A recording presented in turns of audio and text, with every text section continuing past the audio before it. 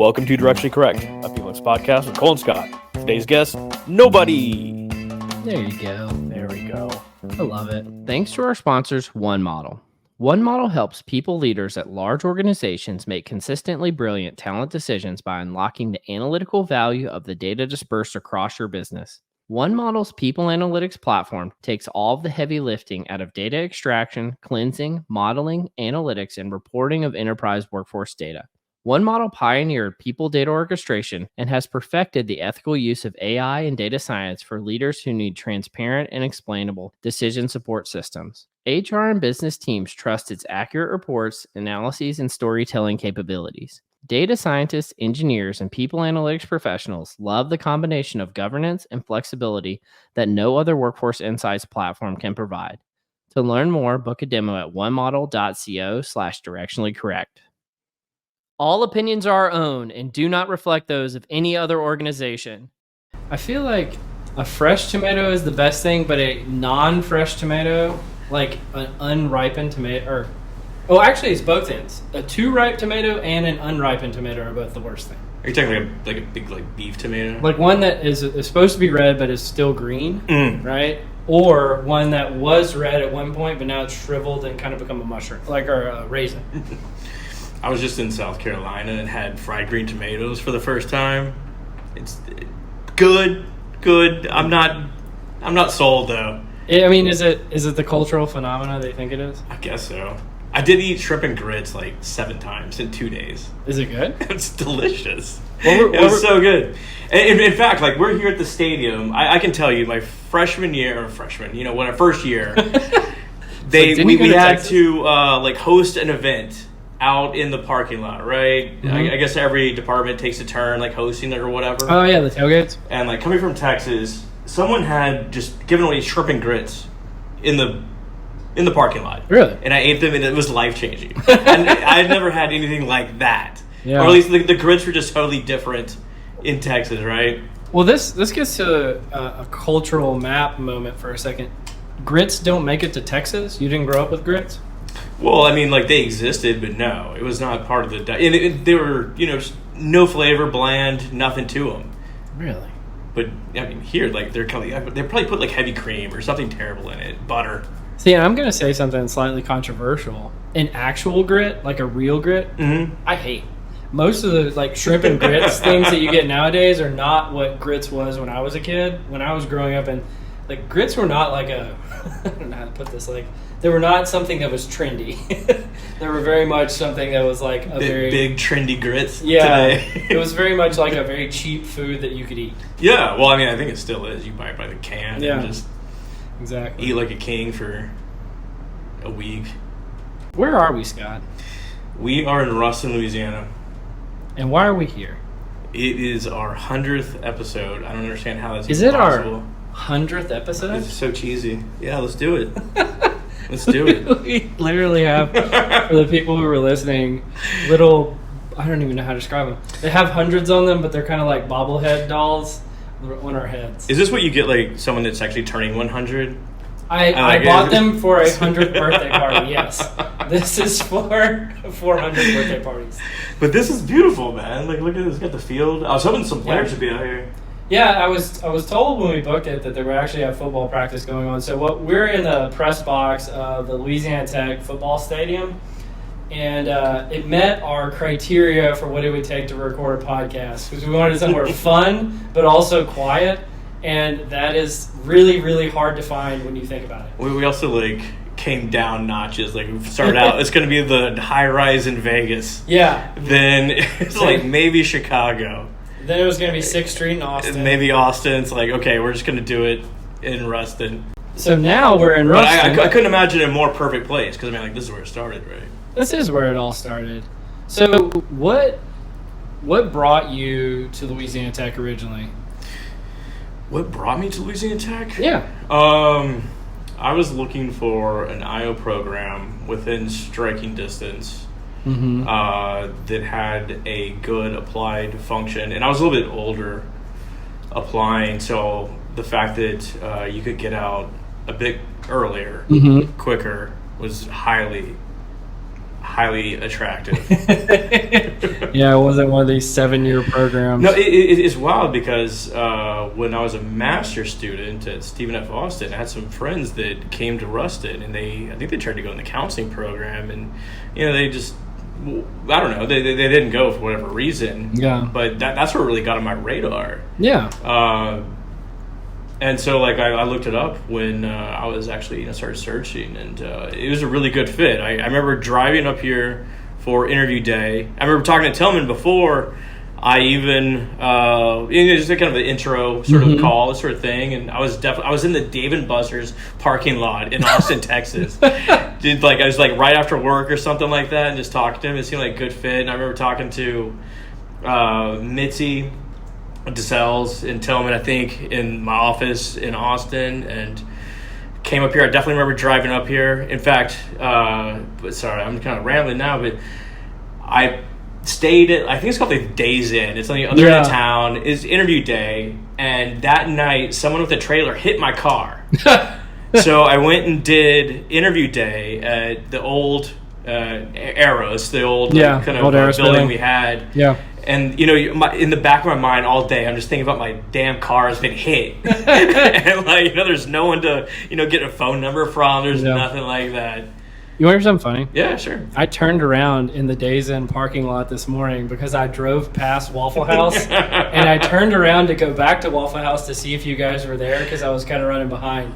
And so I was in the Days Inn parking lot this morning. I think you may have been on the other end of town, but... or maybe there's 2 Days Inn. I don't know. Well, Tillman told me there's 2 Waffle Houses. I didn't know that. I didn't know that either. Yeah. There's 2 Waffle Houses?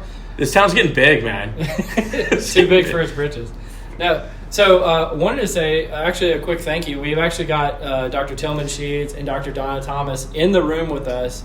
Thank you guys and the Louisiana Tech Athletics Department for letting us record here. So big thank you to you all for helping set this up. But it is kind of cool to be in the room with folks who really shaped your life and get to say nice things about them. So really formative, absolutely. I'm glad they put up with us too. Did they? There's probably some tenuous moments that we don't even know about. Yeah, exactly. Behind the scenes. No, I mean, I was kind of a lifer when it came to Louisiana Tech. So all the members of my family, both my mom and my dad, they met here. I've got relatives on both sides of my family that came here. My wife went here, and a bunch of her relatives went to Louisiana Tech. And so going to undergrad and graduate school. Did you even apply anywhere else? For graduate school? Yeah. No. That was actually, I probably talked about this when we had Tillman on the podcast way back when. But when I applied, so I had applied to Louisiana Tech's master's program. Yeah. And I hadn't even applied to the PhD program. And so the week before school, I had an appointment to come over and to meet with, remember Miss Jamie? She was in the front office because she was going to be taking me through. I was going to be one of the graduate assistants that worked in the front office. And when I got there, Miss Jamie called me into Tillman's office when he was the department chair. And I was like, oh, they found me out. They're kicking me out of the program. I'm truly a farce. And he pulled me in his office and, in so many words, offered me a position in the PhD program. And I didn't really. So you went from 0 to 100. Well, I actually kind of told him no, not because I had this plan where the master's program was a night program, and I was going to be able to work at a job during the daytime, and then had that graduate assistantship, and then do the program at night, and the PhD program was a full-time program, and he pulled me into the office. You're making the big bucks at Waffle House. No, can't let that go. I was not working at They just raised their minimum salary to $3 an hour, by the way. So if things don't work out, good for all. You can go back. You got experience. The joyful Waffle House workers out there. Sorry, but so he pulled me in his office, and I was kindly telling him no, and he said, "Well, Cole, if you join the master's program, you're going to be making this much money, and you're going to be working your butt off." And he said, if you join the PhD program, you're going to graduate and you're going to be making this much money. You're going to be this guy's boss, and you're going to be playing a lot of golf. None of which were true, by the way. But you got to sell it when you can, right? Yeah. But I do play golf now, not when I graduated. When I graduated, I was busting my butt. I'm still busting my butt, but in a different way. But yeah, and so I immediately left that day and was a member of the PhD program. It was wild. I mean, just being here brings me back, and in a really good way. Yeah. My core responsibilities were sit in a lecture and just kind of soak it in. Mm-hmm. Write a paper, read, just learn all day. Yeah. Talk IO. I would come back. I would do a second PhD if they'd let me. Well, it's the most focused time of your life. But yeah. But you really can't. I'm ditching this. Yeah, let's get rid of these 100 things. These are goofy. It was fun while it lasted, guys. But yeah, it's the most focused time of your life, right? You were uni focused on just one thing. It's somewhat selfish, right? I guess because it kind of takes a team around you to get through it. But I would say it's the best decision I've ever made in my life. I'm exponentially happier now than prior. I still get asked all the time. Exponentially more options as well. Yeah. I mean, people that don't have PhDs ask me all the time, should you get a PhD? You don't necessarily need it, but it does give you a lot of options. And the thing I always say is it gives you more scientific and statistical rigor than probably if you didn't have it. And if you need to go into a highly specialized job that requires that, it's absolutely necessary. But if you don't, it's probably not necessary. The thing I want to say that's special about Louisiana Tech's PhD program, though, is, in a lot of schools and a lot of PhD programs, if you don't go and become an academic, you're considered a failure. Oh, yeah. I mean, that's the only path. It's the only path. Yeah. And the thing I really appreciated about Louisiana Tech's program is, first of all, that people have gone off and been academics, which is been successful, but they've produced some powerhouse individuals, and especially in people analytics of anything. I mean, I think of some of our prior guests, like Michael Knott, Stephanie Murphy, Amy Stevenson. All of them are out there crushing Castile. it. Yeah, Castile. I mean, they're all doing really great stuff, and prior guests of the podcast. I could call out some others, but I don't want to necessarily embarrass them. But they're out there crushing it, and I think it's partially due to the fact that you had such applied experiences in this PhD program, but also that it wasn't considered a negative to not go into academia. I marvel at Tillman, and Donna could speak to this as well. Just watching kids come through, they probably come in really rough around the edges or clearly undeveloped, and then leave and go on to do great things. It must be super rewarding in ways that I can't even really fathom. Yeah, I've never felt rewarding in my life, so I wouldn't know. There's a lot of pain in there. No, it is really cool to be able to spend this time with you. Did the program teach you anything specifically?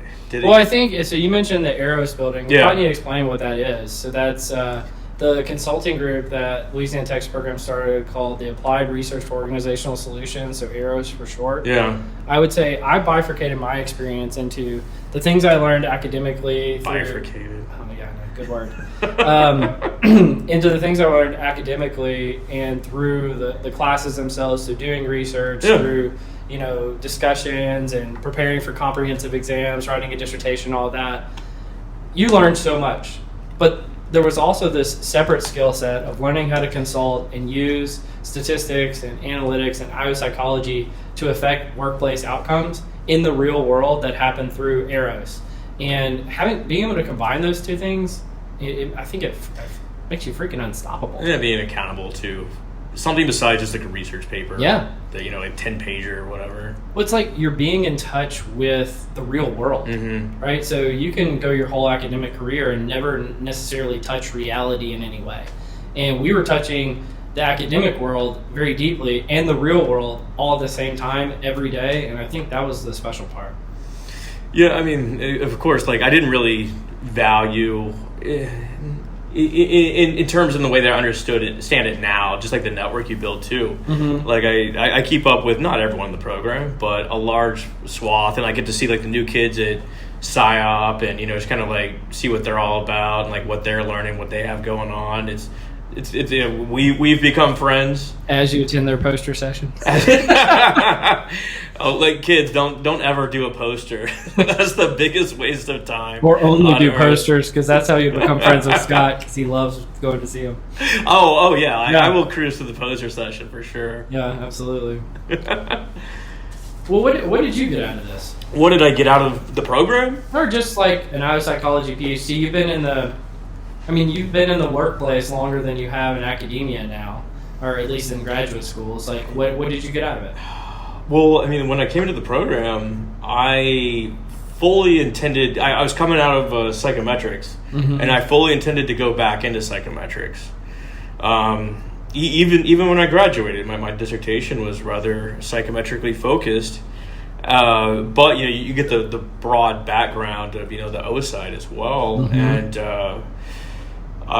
once again, the PhD just opens doors in ways that I'm way happier now than if I were tripping over Cronbach alphas on a daily basis, something like that. Just tripping over them. Oh, can't get away from them. Trying to increase it by 0.04%. Whatever. It's like a whole lot of nothing. But yeah, it just gives you a wide range of things you can accomplish. Yeah. And, don't get me wrong. I use a lot of concepts from psychometrics on a daily basis. Yeah. But just having the background. Yeah, I don't think people realize we didn't overlap. No. In the PhD program, and so it's kind of it's kind of a strange thing, but it's also very cool that we ended up connecting when I moved over to Dallas. And is that the first time we met? Do you remember how we met? Yeah, you were. You're an absolute. We were at Sundown, or is that Sundown, that open air bar? I love how Tillman's just dying over there. Tillman can come on camera, man. we were at Sundown. And a bar in Ruston. So they had I don't know, the entire program was there, and there was 5 or 6 4-seater tables. And they put them all in a row, and everyone kind of sat around it, kind of like a makeshift big banquet table. And somehow you were back in town, and you were talking to, we can bleep it, and looks over to me at some point. It's like, he's older than he looks, or something like that. And you said, everyone's older than me. Or something like that. Well, they probably were at the time. I was extremely young when I joined the program. So sorry if that came across as being it's also true. It's the way you say it. Yeah. Jesus Christ. Oh yeah. Down wrong. You alright? Yeah, I'm good. Yeah. No, you're not the first, and you won't be the last. No, that's all good. I mean, we've worked through it, sort of. Have we? No, I think just going through the 100 episodes. Actually, I've done 98. You've done 100 because I missed 2 early on because I was traveling to Europe or somewhere. Well, I think that was more when we didn't know if this was actually going to be a real thing. Yeah, it was more like, all right, well, you missed one, no big deal. And the evolution's been great too. We started out, I think it was an hour and a half of just straight talk. With no real segments, it could go anywhere, and then worked in the nerdery, and then I think with Alexis Fink, the confusion matrix, I think that was the first one. That was. Now we at least have some sort of segmentation. Why did we do this? Why did we do the pod? Yeah, why did we do the pod? Why are we doing the pod? That's a really good question. I question Eric so often. Because I don't do it for notoriety. I do it just for the connection and having fun. I really do. I don't even look at the number. I have no idea how many people watch. Well, I want to take a second to kind of recognize you, because the thing that I think you get out of the pod is you get a chance to demonstrate how knowledgeable you are about the deep scientific parts of what we do as biopsychologists and people analytics people. And because and I know, we can bleep this part out too if we need to. Neither of us can talk about what we do at work. And so I see you as one of the most sophisticated people in the entire world when it comes to using network analytics. And we don't get a chance to talk about it. So the best part is you actually get to kind of talk about it through other people. We get to have fantastic guests on. We get to talk about fantastic research articles that are coming out in that space. And I think it's because I also believe that some of the traditional pathways for how people demonstrate that they have expertise in an area, like podcast and writing, publishing, are like completely different in mechanisms than what it would have been done historically. And I really appreciate that. And you're clearly one of the people analytics leaders. We had who did the network analysis of people analytics? Which one? Andrew Pitts, was it? Oh yeah. And guess who's in the center of the people analytics network? It's Cole Napper. Wasn't the biggest circle, but it was the most central node. Yeah. That's all you need, baby. Yeah. No, I mean, and having a chance to get to talk to people who I admire. Yeah. To me, other than just like I kind of, again, I'm gonna use the word bifurcate again. Just do it. You can say split. The Cole and Scott episodes are like a completely different animal in my mind than the rest of the episodes. So I just enjoy those for their own idiosyncratic weirdness. So somehow there's like less pressure but more. It's kind of weird, especially when you have people watching you. It's so weird when people are watching. I'm like, oh my god, I'm dying. I put on this hat not because it says La Tech, but it's trying to protect myself from the sun. It's not really working at all. Not working. Need some sunglasses. Oh well. But for the guests themselves, I've gotten to talk to so many people who are like, I read their books or I'd seen their LinkedIn posts or whatever. That, I mean, I don't mean this in a self-effacing way. I don't think if I would have reached out to them, they ever would have gotten back to me. Yeah. And just having this podcast as a mechanism, just selfishly, it has, really helped me get a chance to talk to people I admire. And I think that is so cool. I think you're right on a lot of counts. Like, one, we can talk about publishing in a little bit, but the tail on that is so long, and you have no idea what the actual impact is, how many people are actually reading that, despite the impact factor. This is so much quicker, you can be much more up to date with the podcast. And like you said, we get to talk to really interesting folks. And I think throughout the course of the podcast, what's really striking is people have different ideas, but everyone essentially has the same goal. Yeah. Right? To forward the field. Like, we've never come across anyone that has like a nefarious, like, I'm going to burn it down. But I think Alan Colquitt okay, never mind. Yeah. He was like, he might want to burn it down. He might want to burn it down, but that was one of my favorite episodes just because he wanted to burn it down. What was your favorite episode, if you had to? Of all time? I mean, it's got to be, I would say it's the amalgam of Cole and Scott episodes. Yeah. There's like moments in those that I think are just pure gold. We can go in different places. We can. Yeah. There's a lot of folks, I've called it before, this was a long time ago, I called it the conference speaker effect, where somebody gets on stage at a conference and you were talking to them at the bar before or after, and they were telling you how crappy everything was that they were doing was, and then they get on stage and they're doing the most amazing things ever. And the same thing happens with a podcast sometimes. You bring people on, they're like the coolest people, and then you get them on here and they're just like, yeah, it's so great. Everything's great. Have you noticed how great it is? Well, that's the sort of thing. You can't... Well, I haven't been able to judge people. Like, you get them on, and like some people you think are gonna be like super quiet have the most to say. Some people that you think are gonna have the most outrageous opinions, they just have nothing. I mean, that just from a behind the scenes thing, what you said could not be truer. I think it's the red light effect. Some people see the red light, i.e. the record button.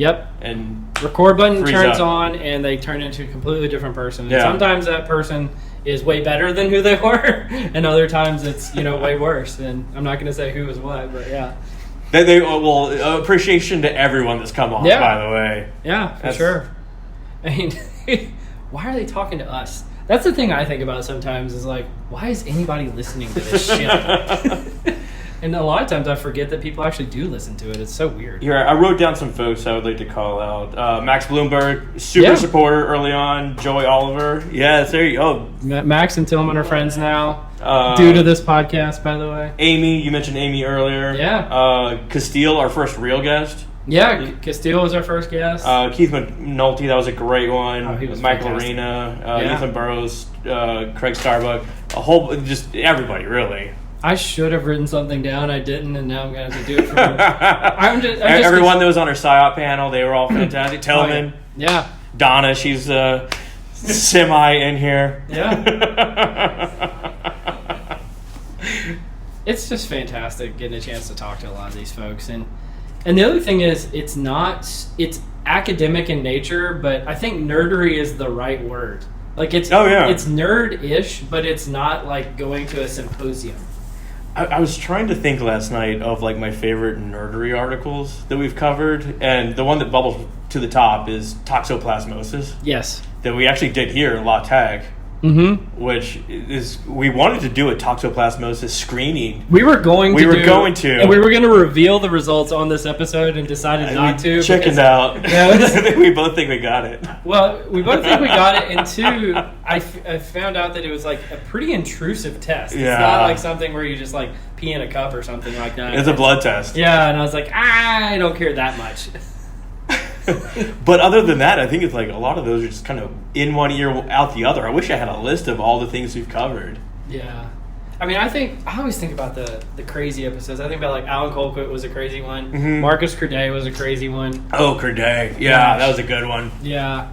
We haven't, I guess because the podcast is getting more notoriety now, more of our guests lately have been, I would call like prominent figures in the field, and so we don't get as much cutting up as I would like. Like Jordan was great. Jordan released that she had like a twin or something on the podcast that she didn't know about. Her dad, something about her dad was doing crazy stuff. It was wild. So those are my favorite moments. I mean, that is the best. That's what makes it, right? It keeps me motivated. It's such a weird thing.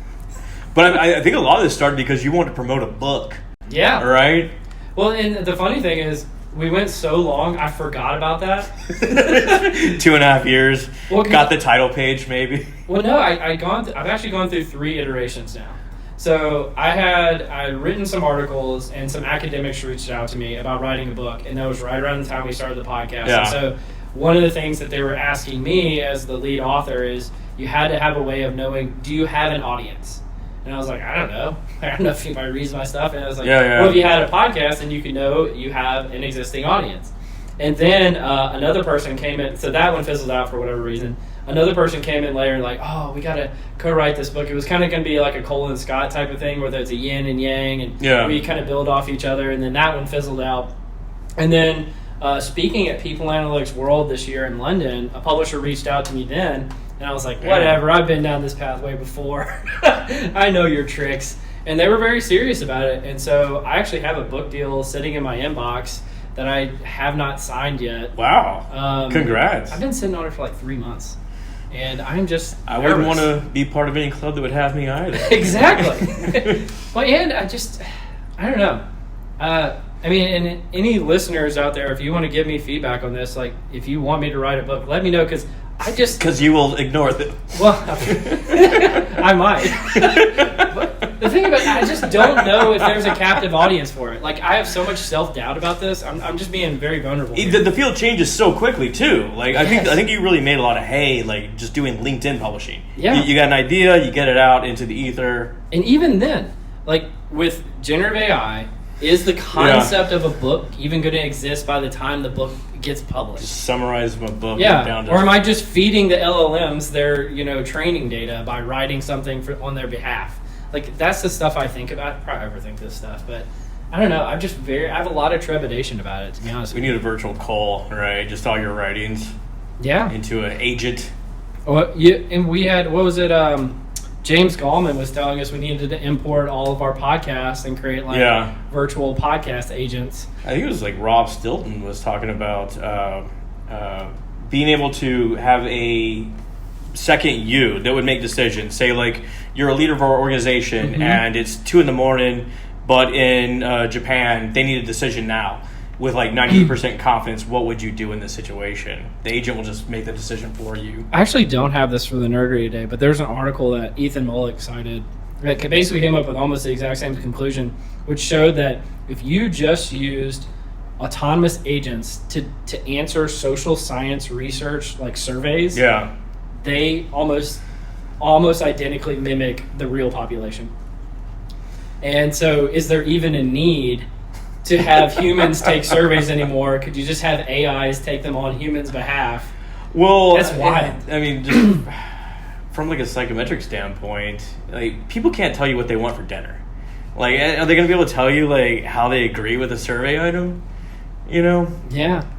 I mean, In an accurate way. I can't even remember who our guests were. No.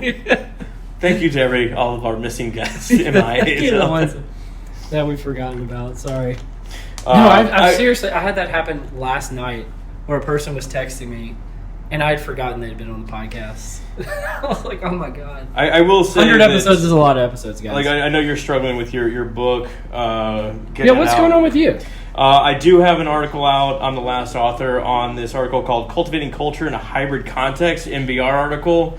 Essentially saying that culture is hard to sustain in a remote environment, but culture does persist in sort of like these small clusters organization. So essentially leverage influencers and this sort of stuff to get it out. But yeah, look for it in MBR. It's been the publishing wheels grind very slowly. We wrote. So when did you start it? I mean, is this like 3 years ago? Yeah, thank you for coming. Making her exit there. She had to go to work. Yeah. How weird. We're just drinking on a Friday morning. By the way, we're in Louisiana, and so I wanted to do something of a cultural staple of Louisiana, which was go to a drive-through liquor store. So I got us both daiquiris before we started the recording this morning, so we can blame that for how shitty this episode is. Did you walk through the drive-thru? I mean, that's not allowed. Did they put the little paper straw on top so it's still a sealed container? They actually didn't do. I don't think they do that anymore. Yeah. It just came. But I wanted to come back to your article. I mean, it's probably 2 years in the making. Just everything just takes forever. So I mean, it's talking about trying to maintain culture in a hybrid environment. I mean, that was really relevant. It was 3 years ago, 4 years ago. If it had come out that time, it would have been. You would have been on the Wall Street fire. Journal, yeah, New York Times. It would have been so fire. Yeah. Now, people like just understand. Boy, how far have we come? Really? I mean, it's a weird time, man. Like, it is so weird. Forget like the pandemic. I remember we've essentially covered the advent of Gen AI in the pod. Yeah. We had a nerdery article with Joy Oliver in October 2021. I mean, we covered it the week it came out. Yeah, and there was questions like, oh, these sort of things don't really work that well, sort of thing. And granted, they weren't that great even a year and a half ago, 2 years ago. What do you think is the maximal benefit it would have had if we were still in 2021? I think that we would have been more intentional about maintaining. I think that organizations still struggle with this, like how to maintain a culture where some people are remote, some people are in office, and I don't think we've totally cracked the nut there. But I do think social network analysis, because culture is a social phenomenon, is the most direct answer that we have, or at least most direct path anyway. Yeah. But once again, we've seen that people can collaborate effectively remotely once they've already met. We had that great article essentially showed that it takes like 25 interactions via Zoom or via video conferencing to equal like one in-person interaction, and via email it just never reaches that same level of trust. So I mean, all these sort of things can be leveraged in organizations to make people or encourage people to be more consistent in their behaviors and trust their teammates, and be more efficient in their work. It really behooves them to do so. And I love it's another novel use of network analytics, which I think is great. And I think, again, I'll say it again, I really see you as one of the more forefront thinkers in the world in that space, and I want more people to recognize that. Thank you. That's another thing that I feel like we don't get to do very often on the pod, is we're promoting other people and other companies and stuff like that, but I don't get a chance to promote you enough, and I think you just I think the world of you, man. I think you are fantastic too, buddy. Oh, you want to hug? That's weird. One of the things I've been thinking about, and I haven't figured out a way of approaching this on the podcast, is one of the reasons why I love the concept of podcasting or writing an article like on Substack and just promoting it yourself is the cycle times are reduced. Yeah. Right? But another thing, like I've had the opportunity probably 3 or 4 times now with people who wanted to co-write like a Harvard Business Review article or something with me. And I've never taken them up on it. And there's some aspect of publishing, and I want to get your thoughts on this, of gatekeeping. Yeah. Like people who control whether or not certain things get shared. That to me is just fundamentally like makes my skin crawl a little bit. And so I am very much more akin to publish things through, you know, the podcast, through a Substack article. And I even have those trepidations when it comes to writing a book. I have a deal with the publisher, but I'm still worrisome. They can edit it. Yeah, that they're just going to edit out the parts I like. Yeah. Right? If I start talking about, well, I actually have a twin, and I didn't know about it, that they're just going to take that part out of the book. And this is like technology just democratizes all that, right? Yeah. Like, I mean, we essentially have a radio show. Yep. Right? No one gave us permission. I think that's the other big takeaway from the pod. It's like, Yeah. you can do whatever the hell you want. You have a little technology. People, you know, the spotlight effect is a fallacy. Yeah. No one's really caring about you the way you think they are, and you can do whatever you want. There are no rules. And you can suffer the consequences too if you do something stupid. I guess so, which yeah. I have done. Have you? Yeah, a little bit, but we're not doing that. I always say something stupid and people reach out to me and I'm like, oh my god, I shouldn't have said that. This is why I just don't engage. Like, I don't know. I say if you got any complaints, send them to Cole, and he can just delete them. I don't really get them. The funny thing is, and I hear this from a lot of our guests, they'll come on the podcast and so many people will just reach out to them and like flood them with, I won't call it fan mail, but just basically like they want help, they want a network, whatever. Oh, really? Yeah. But the thing is, that didn't happen to either of us anymore. It happened when we first started. I almost hear nothing. Unless I do something terrible. I am not a power user. LinkedIn. Yeah. And all, so I have no idea what's going on over there. It's just it's very weird and funny how that stuff works out. I will say, like, after the PhD program, as soon as I graduated, I put PhD on there. Yeah. A flood of people out of the woodwork wanted to friend me. Really? As soon as we started this pod, a ton of people wanted to friend me. I haven't been on LinkedIn in 2 months. I don't know. Yeah. I don't know. Well, that's where all your hate mail is. Send it to LinkedIn. Yeah, just everyone just send it to LinkedIn. Waiting in that inbox that'll never be checked. Well, you want to do a little Waffle House, a little confusion matrix? Oh, let's bring it back. Let's bring back some Waffle House. The confusion matrix. Real quick, we wanted to say thanks again to One Model, the AI and people analytics pioneer, for sponsoring the episode. And now back to the confusion matrix. Okay, my handwriting is horrible here, so let's see. I have several of these, but we'll see what we can get through. Okay, we've kind of touched on this a little bit. How about either or, choose, and maybe we can try and modify it, but a high-profile guest who doesn't really engage, or an unknown guest who just goes ham? I think we both know the answer to this one already, yeah, from earlier. It's definitely the low-profile guest who just goes crazy. Well, what if they start getting, like, out there? Like, and if you're out there, low-profile guest, and you have a crazy-ass story you want to tell, we want to hear about it. I mean, we've delved into aliens. We have. Delved into... I tried to bring that up at SIOP. Nobody would really take the bait. SIOP was a weird one. SIOP was a weird one. It was at 7 in the morning. I was pissed off because SIOP hadn't set up the room correctly.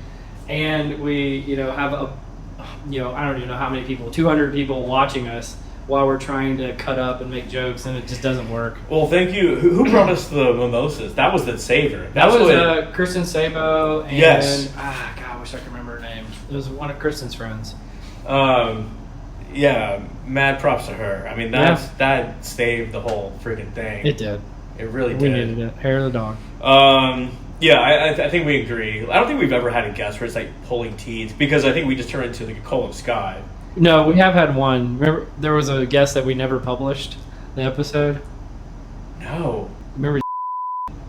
Oh, yeah, that was awful. Well, just bleep it. The funniest part about it is this person has their own podcast.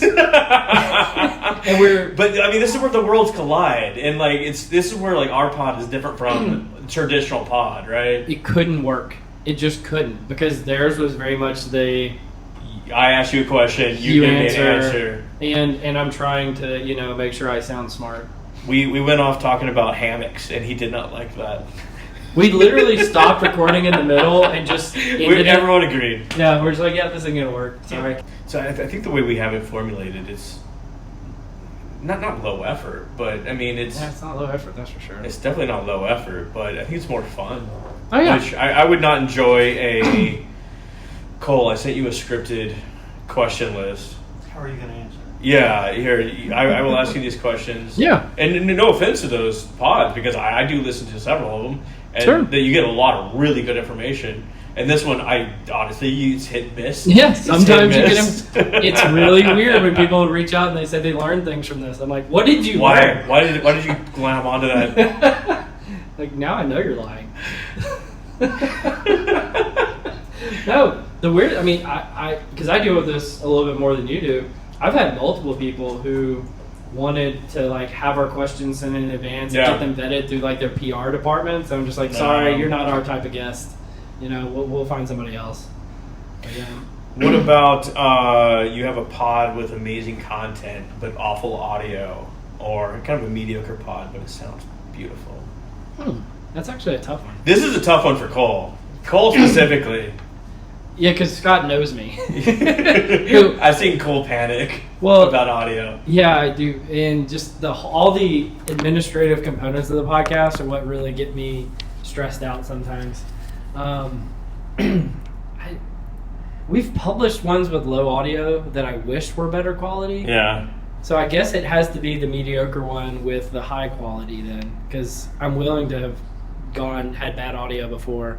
Yeah. I don't know. What's your answer? I mean, for me, That's a tough one though. I don't even listen to it. So Yeah. for me, it's just all about the conversation. I don't even care about the audio quality.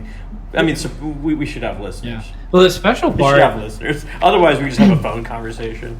What'll be special for me is about once every 9.5 months, I'll get a text from Scott, and it's like, "Hey, I listened to an episode. Wasn't that bad?" I'm like, "Hey, that must have been a really special one." You want to do some nerdery? Let's do some nerdy. The nerdery. I will say I am stupendously underprepared for nerdery. Okay. So I had stuff I want to talk about, and then I went to a place this morning to try to pull up the internet and couldn't get the internet to work properly, and so I have not had a chance to go through these very well. The first article we've got, and I thought about it this morning in relationship to getting drive-through daiquiris, is called Rebels with a Cause: How Norm Violations Shape Dominance, Prestige, and Influence Granting. And so they did 5 different studies on how people are able to violate norms in different situations, like popular high school students or college students, or a protagonist in a play, I think is one of them. And basically the conclusion across all of the studies is the more you're able to violate norms, as long as that you have like an in-group that agrees that the norms are okay, So violating the norms is okay? Yes. It's like, imagine, this is probably a terrible analogy. Remember there's like a cool group of kids in high school? They might be jerks. No. Well, I was there. They yes. did. I was not Okay. there. Well, they may be jerks to everyone else, but within their group, that norm is acceptable and therefore gives them more dominance and prestige and influence. That's the way I thought about this research. Externally, sorry, I understand that you may not be like totally versed in this research. Sure. But like, so you're saying an in-group can be jerks to everyone on the out-group, or they're jerks within themselves as well? Sometimes within themselves, but I mean towards the out-group. Oh, well, it creates an us versus them mentality, kind Correct. of like a bunker mentality. You see this in college football as well, where it's like, oh, we're at Louisiana Tech, dang old Southern Miss, or, you know, who's down the road? University of Monroe? Yeah. I mean, screw those guys. They're totally different than us. Like, no, they're exactly the same. The They just have different colors and went to a slightly different place. The athletic department is cringing right now. No, I mean, we fully support the dogs. Don't get me wrong. But I think the purpose of it, so the title is Rebels with a Cause. If you have a reason to be, violate the norms in service of against the out group, your dominance, prestige, and influence actually grows within the in group, which I thought was fascinating. Okay, yeah. I mean, that makes sense. Like, you belittle the other group. The thing I thought about, though, is I think us drinking on the podcast is somewhat violating some social norms here. And I was like, maybe our dominance, prestige, and influence is growing. You got one for me? I got one for you. This is sort of timely. So Patagonia became famous for letting staff cut out early to chase waves. Now it's asking dozens of employees to relocate or leave because it's 200 to 300% overstaffed. So these are call center workers, customer support sort of workers, and they're saying that they have to move to one of 7 Patagonia hubs or just, be fired. I feel like that has been the story. You know how if somebody wanted to do research on this right now and it comes out 3 years from now, things are going to totally have changed. But that is definitely the story of what's been going on in 2024. They have to move within 60 miles by September 30th to retain their jobs. Which, like Dell and Walmart have done this as well. Oh, there's so many companies that have done this. It's just some have gotten more publicity than others. This is the problem with taking a hard line stand in sort of changing times, like the pandemic, where it's we are always a remote company until we're not. That's now you have lack of trust and senses of justice are violated, all this sort of stuff. Can I say 2 things about it real quick? Yeah. One is I think it actually is related to the norms thing we were just talking about. Is companies are trying to create the new norm of what things are going to be. And the ones that are leaning too far one direction or the other are getting penalized for that. Yeah. Right? The other thing, and I actually shared this, I had a person from one of these real estate companies reach out to me not too long ago. I thought they were a people analytics person. I didn't realize it was a sales call, and I was just, a useful idiot or whatever you want to call it for answering the phone. And I threw this idea out there to them that basically the real estate companies and large banks have a bunch of debt, like a corporate real estate debt on their balance sheets. And they're afraid that all those dollars are going to go to zero essentially. And so they're the ones that are actually pressuring big corporations to bring people back to the office so that that corporate real estate isn't worthless. And the person I talked to was like, yeah, that's basically happening in real life. I was like, oh, okay, well, my conspiracy theory is actually true. And they get tax incentives by cities for having full desk, and Correct. It makes sense. And, it empowers the sandwich shop down the street. And, there's lots of, broader incentives for the city to actually have organizations back in the office, right? Well, speaking of this, this is sort of related to the back in the office and just the impacts of AI on the workplace. The Wall Street Journal published this article, AI doesn't kill jobs, ? Tell that to the freelancers. And basically they've done some analysis that a lot of people traditionally, if they didn't know how to do a task, would go to Upwork or Fiverr or some of these websites that you can get a freelancer to go do different things for you. And they've actually found a lot of people are doing those tasks themselves now using AI. And so they're not actually using the freelancers. And so we've all heard that the fears AI is going to replace our jobs. It hasn't replaced our jobs yet, but it is actually replacing the freelancers. There was a follow-up from this lady, Kelly Monahan, who works at the Future Work Institute at Upwork, and basically criticized the article. But she didn't criticize that that freelancers are actually losing their jobs. She more said that more freelancers are being created as a consequence of this too, so it kind of nets out. We had someone on, who's the economist we had on just a few weeks ago? Ron Hetrick. Yeah. He was talking about the same thing. That was one of my favorites. That was a cool He was really, really good. Yeah. But he was essentially saying the same thing. It's it goes away in one area, it comes away in it expands in another. Which, people like graphic designers, I can just go on DALL-E and create a reasonably good logo. Yeah. I suppose I could figure out how to write a script to, manage a Excel sheet, something like that, something that you may have paid someone, $10 for. Yeah. Previously. And so it does have potentially wide-ranging impacts. I just wonder, is this... I see a lot of these articles now, is the AI bubble bursting? Do you think the bubble is bursting? In what way? No. I think it's more about on the investment side of things. Investors were putting billions and billions of dollars into AI startups, and I think now the spigot is being turned off. I think it's just going to get better and better. Yeah. I don't know how it would bust. Yeah. I don't. There's no turning around. Unless they just turn it off. Unless there's like a massive like EMP pulse, like knocks out everything and all the satellites fall to the ground and that sort of shit. Do you ever think of moving off the grid? Is that like a thing? I mean, like I might in a couple years. Yeah. I mean, it might be wild. Okay, like back to it. Like I missed we're in Ruston, Louisiana. Yeah. I rolled in last night, did some minor driving around. I missed the pace of life. It is so different. Oh my God, it's so nice just to. There's 4 restaurants to choose from. Yeah, I literally felt it driving into You may town. not like 2 of them, so you don't even go to them. Yeah. It's just so easy. You live in a town like this. I lived here, I think 8 or 9 years straight. Yeah. And there's not that many places to eat. There's still places I never went to. It's insane. I remember when they opened up the new Walmart grocery store off, was that California? Mm-hmm. I went there 3 times in the first day just to check it out. Just to walk around. Yeah. Something new. Marvel. Yeah. Marvel. Wow, the wonders of technology. Here, I got another story for you. You see Wiley Tower off in the distance over there. We'll say someone close to us. She was in the program, and I convinced her that Wiley was the first building in Ruston. In fairness, it's a 18-story building or something like that. I think she told Tillman. Tillman's like, "Where did you hear this?" Oh my gosh, that's so. And these are quote unquote smart people. This kind of stuff. So good, so good. What you got for me?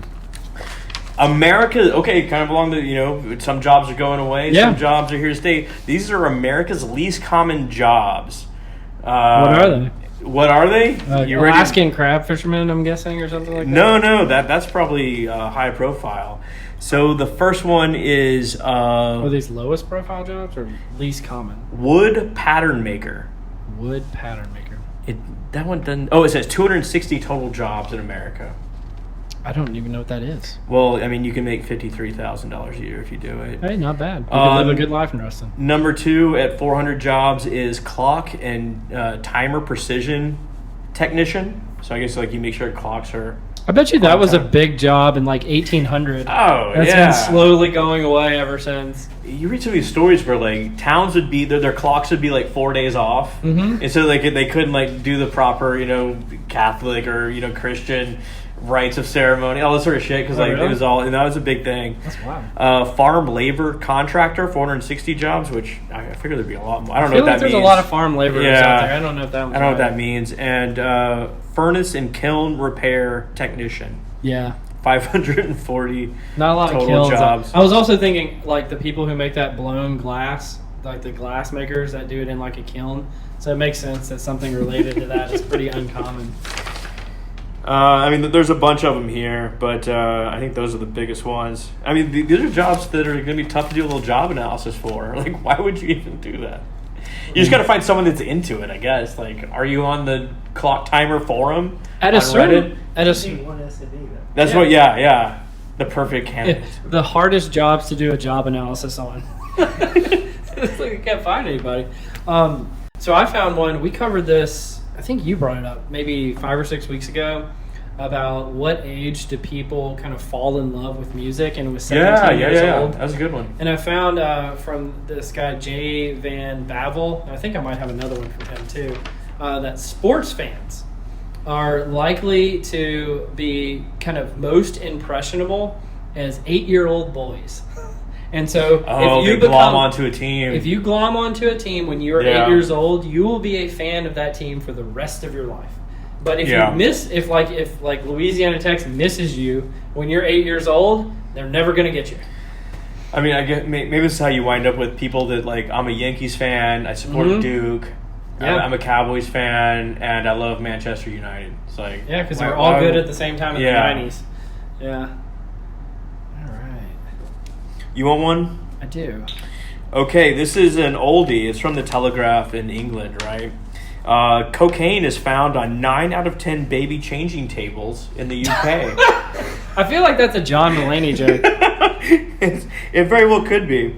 But if you're thinking these are just at bars and restaurants, oh no. It is shopping malls, hospitals, police stations, courts and churches is where they did their test. 9 out of 10 baby changing tables have cocaine on them.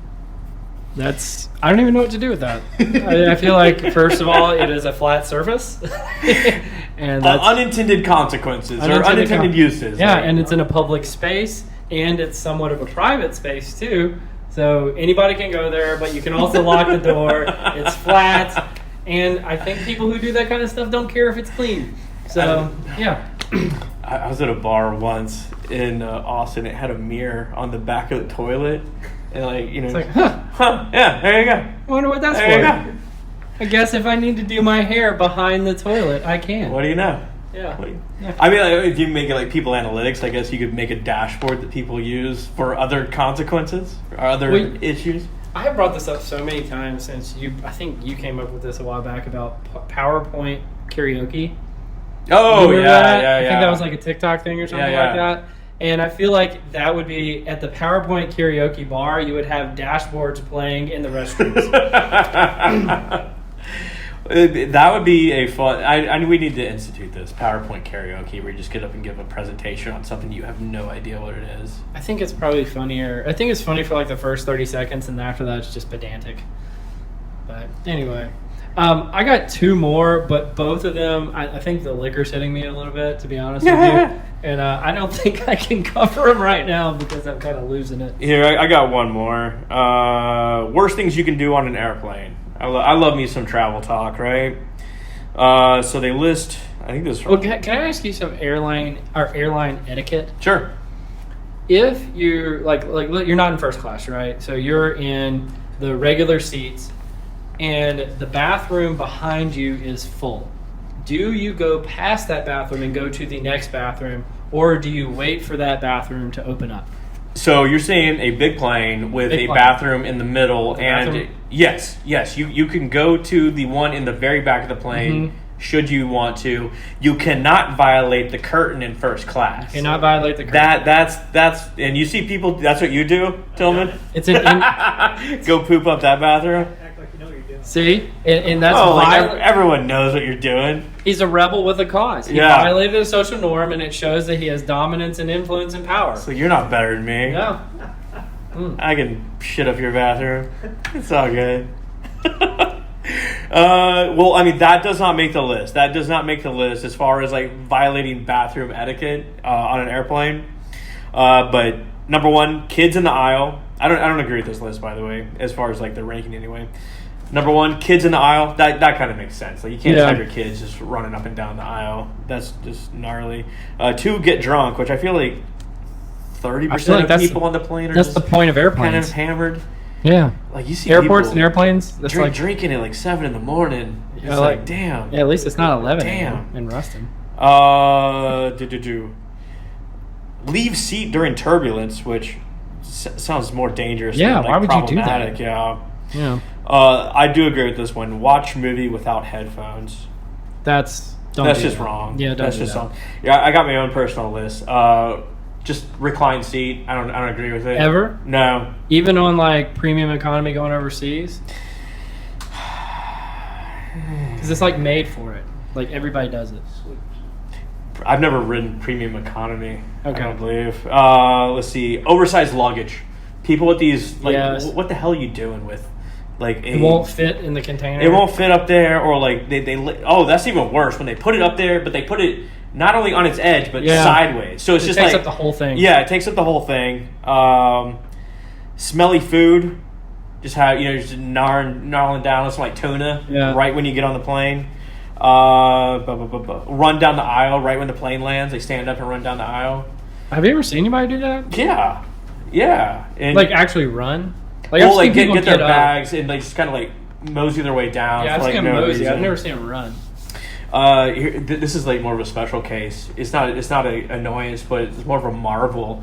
I was flying from Seattle to Charlotte the other day, Charleston rather, and this super nice lady next to me. She's probably like 70, something like that.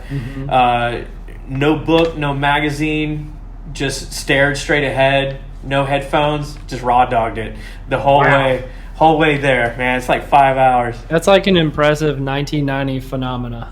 like She just check her watch every so often, like just nothing. I'll tell you about something after the podcast related to that. I don't know what's going on. I'm losing it, man. All right. I got one more. If Okay. you go. You want me to go last? No, you can go last. This is not a fun one, but more of a just point of curiosity. It is war and science in Ukraine. So of course, like there's Russian invasion. We're all super familiar.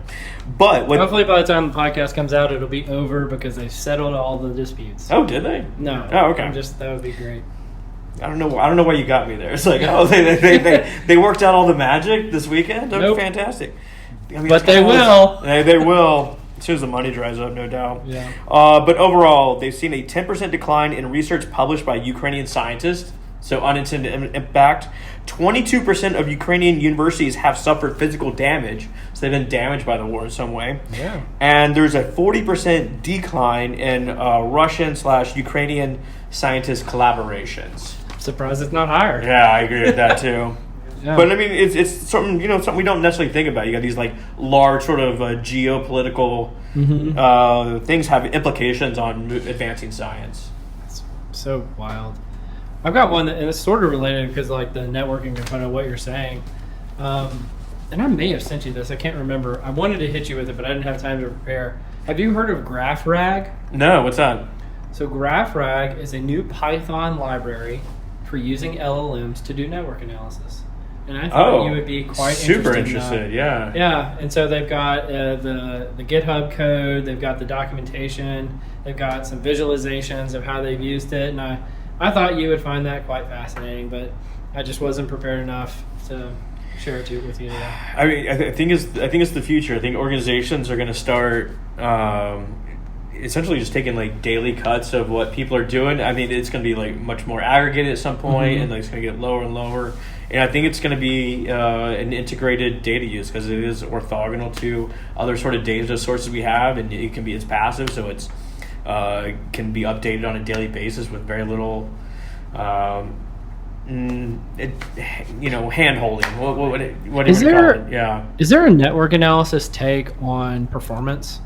Like how you measure, because you mentioned it's orthogonal to other variables, Yeah. and I always think about like the criterion problem and how do you measure performance. Is there an org network analysis take on that? Well, I mean, like performance is confounded by a whole bunch of other things as well. Like if you have like a performance distribution, or like if you get along with your boss better, you got sort of like LMX factors. There are correlates to it, and it's also context dependent.